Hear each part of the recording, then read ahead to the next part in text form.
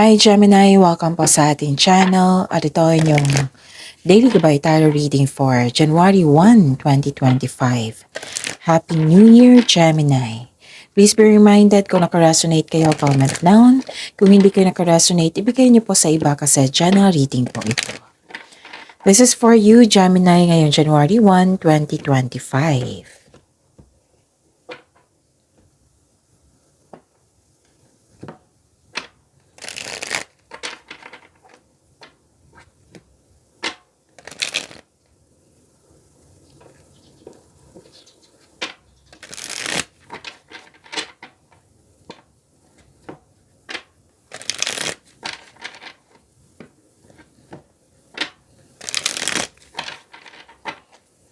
This is for you, Gemini, ngayong January 1, 2025.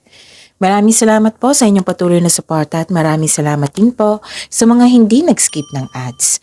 Gamitin ang reading na ito bilang gabay lamang. Sa mga hindi pa nag-subscribe, subscribe na po kayo at click bell notification para malaman nyo na may bago tayong video. Para sa mga gusto magpa-reading po, may lumabas dyan sa screen nyo ngayon. Panoorin nyo po at sundin ang instruction.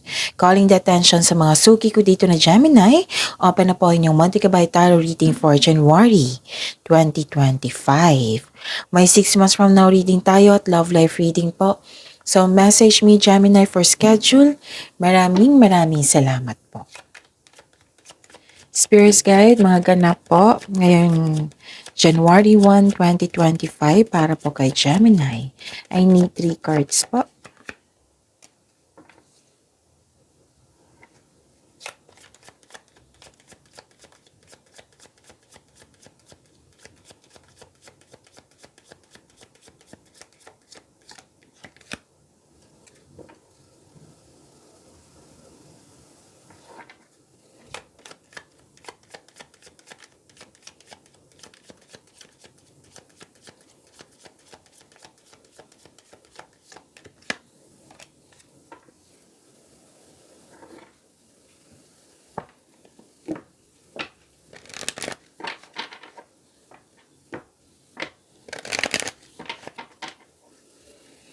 Spirits Guides, Angels, Archangels, Guardian Angels, message na po para kay Gemini.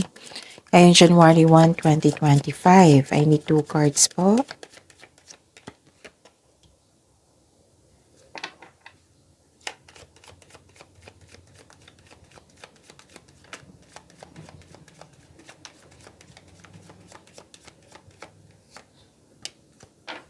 Okay, Gemini. Ngayong January 1, 2025. Para ay Gemini. Wow, Happy New Year talaga. Kasi nakikita ko dito may new beginning. Bagong simula sa trabaho, bagong simula sa isang connection sa isang tao, kakasimula mo lang sa paggawa ng aksyon. This is new beginning and may nakita ko ditong may humihingi ng atensyon sa iyo. Pwedeng bata, pwedeng mga bata, or ito yung inner child mo. May concern ka sa isang immature na tao. At yun. Nakikita ko rin dito na some of you na hired kahit walang experience. And ang ganda kasi 2 card na po nagsabi dito, Gemini, na prosperity. Diba? Claim nyo to, Gemini. Ang ganda. Prosperity, cash flow, maraming transaction, may parating na malaking pera or dumating na ito, and may darating na opportunity or proyekto na magbibigay sa iyo ng malaking pera. This is cash flow ha, this is transaction, this is marami kayong ginagawa. And malaking pera ito na parating or dumating na. And nakita ko dito na some of you nagpahinga sa bahay, umuwi para magbakasyon, mag-staycation, kasi you felt calm, security, relax pag nasa bahay po. At ang lang sa inyo, home-based yung trabaho po. At may nag-uusap dito regarding sa property. Oo, may nag-uusap po dito na I think this is group of people kasi may nakita kong group of people dito na nag-uusap. Okay? And may nag-uusap dito regarding sa domestic matters. And ang message, ang ganda. Gemini, hello from heaven. Sabi po ni Archangel Azrael, your loved ones in heaven are doing fine. Wow. Let go of worries and feel their loving blessings. So, you know what to do, sabi po ni Archangel Uriel. Trust your inner knowledge and act upon it without delay. Okay? So, yun. Ang ganda. Spirits guide, energy po ni Gemini ngayon January 1, 2025.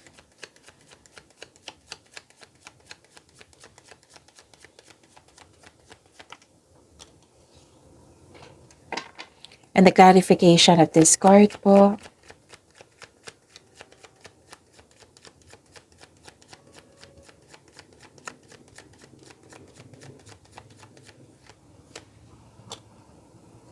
Okay. Sa mga may oras po, kung gusto niyo po, panoorin niyo po ang inyong 2025 tarot reading. Buong taon po iyon. From January to December 2025 po ang reading. That is 12 months, bawat buwan, may love at career and money reading. So, hanapin niyo po sa channel natin at scroll down niyo lang po. Meron din po kayong 3 video. Monthly reading po iyon for January 2025. Nagsimula po iyon December 28, 29, and 30. 3 video po iyon tungkol sa inyong January 2025. So again, visit our channel at scroll down nyo po. Panoorin nyo po kung gusto nyo po. Kung may narinig or may nakita kayong repeating message, meaning to say, pinupush ng cards nyo yan kasi ang ilan sa inyo hindi pa binigyan ng atensyon. Na kung maaari din po, bigyan nyo po ng solusyon at aksyon. Remember, Gemini, at the end of the day, alam mo na ikaw lang taong may kakayahan at responsable na gumawa ng sarili mong katotohanan at kinabukasan. So ano yung energy ni Gemini? Bagong simula din ito. Okay? This is new beginning. Lumabas siya sa inyong oracle cards as a tarot card. This is freedom, anticipation, curiosity, may new journey ako nakikita dito, and care is needed po. And may potential na siya na magiging successful kasi na gagawa kayo ng konkretong plano. Tapos, nag-decide kayo na mag-focus kayo sa gawain. So, take a leap of faith and trust the support of the universe. Yes, you are divinely guided. And huwag kayong matakot. Instead, i-acknowledge mo ang mga lessons na na-encounter mo. So, this will lead you to new opportunities. So, part ito ng personal and spiritual evolution mo. So, you know you are on the right path. The advice is mag-ingat sa padalos-dalos na pagpasya. Kailangan magkaroon ng konkretong plano and listen to your intuition also. Spread your wings and fly. Okay? Ang ilan sa inyo mag-step out sa comfort zone. At, okay. Nakikita ko dito na nagkaroon po ng, okay. May grupo ng tao, right? Dito sa oracle card nyo. May nakita rin akong grupo ng tao dito. You're spending time for your family and this is wealth and inheritance. May challenge lang kasi may tutol sa inyong desisyon. Diba nakapag-decide na kayo, may tutol lang. May tutol po sa inyong desisyon, ideas, plano. Okay? Tapos, yun. Mag-ingat lang din kasi may nakita ko na may nag-take advantage sa iyo. Okay? So, mag-ingat. Spirits guide. Career and money po ni Gemini ngayong January 1, 2025.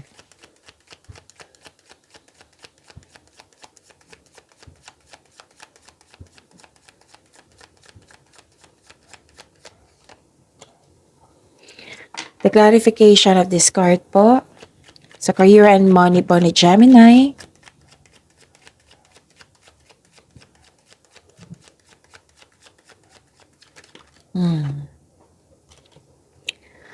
So, may hope and healing. May hope and healing ako nakikita dito and this is the clarification of your personal development. 2 card na nagsabi nito. At saka, may recognition ako nakikita dito. Nakilala ka. Okay? Hope and healing, opportunities na dumating, which is lumabas din dito sa oracle cards nyo at sa tarot cards nyo. Opportunities, renewal, faith, hope and healing to eh.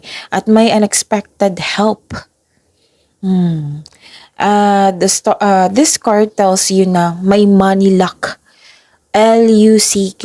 This is money luck, good luck. So, lumabas siya dito, yung prosperity, di ba? Sabi ko sa inyo na may parating na pera. And dito rin. Money luck. So, claim nyo ito. Gemini, ang ganda. This card may also indicate that you're healing from yung nakita ko dito, nalungkot kayo sa nakaraang araw or na-disappoint kayo. Now, you are healing. Okay? Para sa mga negosyante, you may be guided to begin a new business or you have a hidden talent that you can put to good use. Maaring magagamit mo yung talent mo, skills mo para pandagdag income. So, try niyong pag-isipan yan. Okay? And yung sabi ko sa inyo kanina na recognition, kasi this is fame eh. Fame na kilala ka sa iyong malaking contribution, awards and fame nakikita ko dito. Okay? May pag-asa kang madama, maging positibo at gumawa ng paraan. And this card offers hope and guidance. Have faith that your luck is about to change for the better. Ang ilan sa inyo na nag-arrange, you're creating beauty and style in your home. So, all your dreams are coming true, Gemini. Okay? And, nakita ko dito na nagkaroon po ng nostalgia. Kasi may time kayo nagstay kayo sa bahay. Nostalgia, living in the past. Pwedeng may nagpaalala sa iyo na naalala mo yung nakaraan. Pwede din naalala mo. Oo, kasi may time ka may time ka ngayon.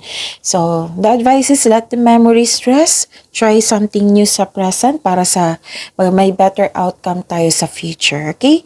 Baka kasi sa kakalook back natin sa nakaraan, maging stagnant yung present, sayang. Okay? Paano na kaya yung future? So, try to move forward. Let the memories rest. Let go of this nakaraan. So, hindi po advisable na mag-leave ka sa nakaraan. Kasi nakaraan na yun tapos na yun.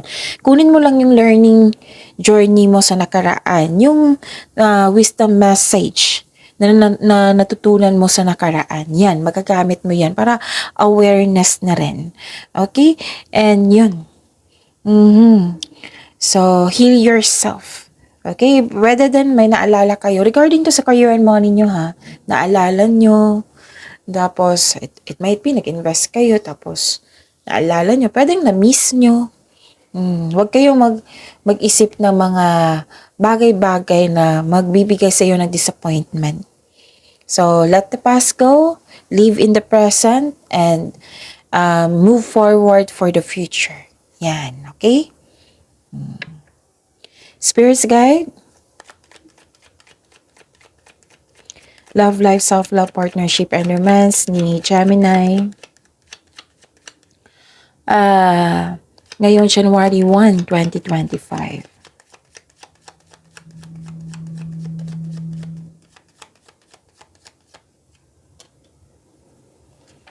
And the clarification of this card po, para po kay Gemini.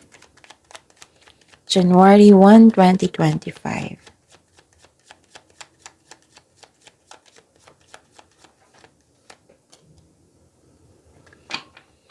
Okay. Maraming salamat po sa patuloy na tiwala at suporta sa ating channel. At maraming salamat din po sa mga hindi nag-skip ng ads. Okay, may concern kayo sa... Okay. May concern dito na masyadong focus sa material wealth. Okay? Nakikita ko dito na may self-centered na tao or greedy. Tapos, ingatan din yung kaperahan nyo. Baka mapagasta kayo ng malaki ngayon. Okay? Kasi may nakita ko ditong napagasta. Pwedeng may nagbigay ka na out of budget kayo. So, be careful, pay attention, okay? And may concern dito sa hindi marunong mag-handle ng money. Okay? Ano pa? Pwede din okay. May nakita ko ditong bibili ng lupa. Or bibili ng regalo. Okay? So, kailangan nyo ng tamang pahinga. Nakita ko kasi dito na marami kayong iniisip, marami kayong ginagawa. And, okay. Nagkaroon po ng delay. Pwede delay kasi may tutol, di ba, sa inyong desisyon. Isa din yan sa dahilan na may delay. Okay? So, may naalala talaga kayo na about sa disconnection sa isang tao. It might be na mismo ito. Oo. So, yan ha. Okay. Pagsikapan nyo na magiging confident kayo ngayon. Pagsikapan nyo na hindi kayo ma-disappoint ngayon. Kasi New Year Okay? Tapos, yun. Naniniwala naman ako na makamove forward kayo kasi nakita ko naman dito na magkakaroon ng hope and healing. It might be na disappoint lang kayo kasi may tutol sa inyo. Na nawalan kayo ng gana, ganun. So, sana iwasan nyo yan. So, attract positivity. Okay? Positive affirmation. I am loved, I am healthy, I am blessed, I am successful, and so on. Yung mga magagandang bagay. So, time for reflection ay kailangan po. Okay? Kasi time for reflection, andyan yung awakening, solusyon sa inyong problema, sapat na pahinga, and yun. Para sa pagbalik mo, re-energize na kayo, ma-stop yung overthinking nyo. Okay? Kasi, nakikita ko dito nagpahinga kayo, tapos marami kayong iniisip. You have to control it kasi baka mag-overthink kayo. Okay, so that's it. Happy New Year po. Pagyamanin niyo po yung blessings na binigay sa inyo, Gemini. Ang dami dito. See you tomorrow. Please like, subscribe, and click the button for notification para updated po kayo sa daily tarot reading natin.